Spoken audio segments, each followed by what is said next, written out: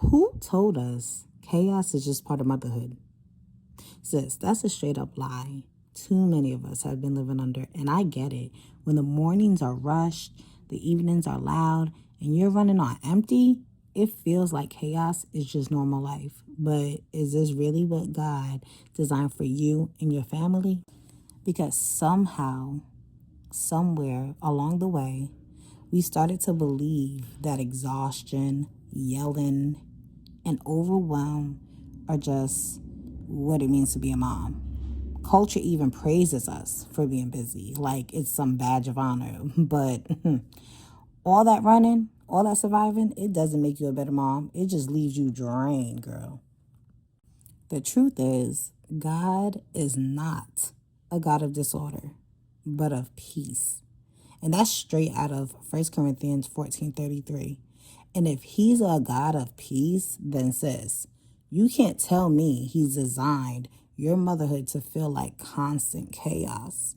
Because peace isn't something you just hope for one day, like when life finally calms down. Peace is something you can build today, even in the middle of the laundry piles and school runs, okay? Girl, let me tell you why this matters. Chaos doesn't just wear you out, it shapes the atmosphere of your whole house. Research even shows that kids thrive when their homes have predictable rhythms and calm communication, not stress and constant tension. And think about it. When mama is surviving, the whole family is surviving. But when mama starts walking in peace, that peace flows into everybody around her. So, how do we end the cycle? First, we've got to get real about habits feeding the chaos. Snapping at the kids, saying yes to everything, running on empty. Then we replace survival habits with rhythms that protect our peace. Maybe that looks like 10 minutes with God before the house wakes up. That's something that I do.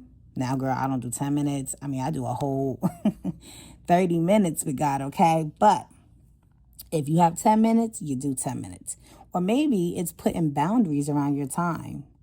Maybe it's learning to say no without guilt, because, child, there ain't nothing wrong with saying no. You can't do it, right?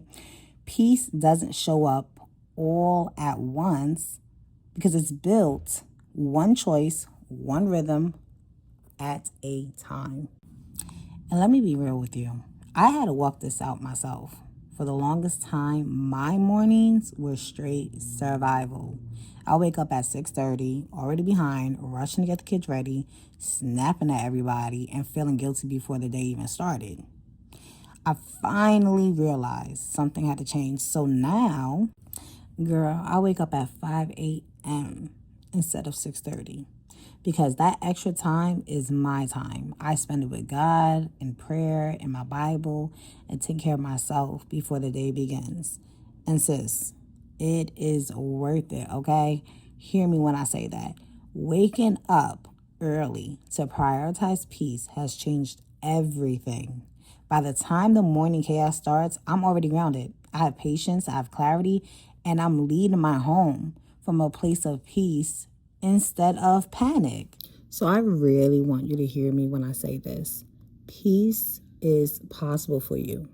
Your home doesn't have to feel like a war zone every morning, every night, or whatever. You don't have to live tired, guilty, and disconnected. It says your home can be the safe place where you and your kids just exhale, right? Just have a place to breathe, because that's what a home should be. And that's what God wants for you. And if you're ready to take that next step, girl, you know I got you. So head over to the show notes, because you can grab my guide that walks you through the process of naming the chaos and creating the peaceful rhythms for your day.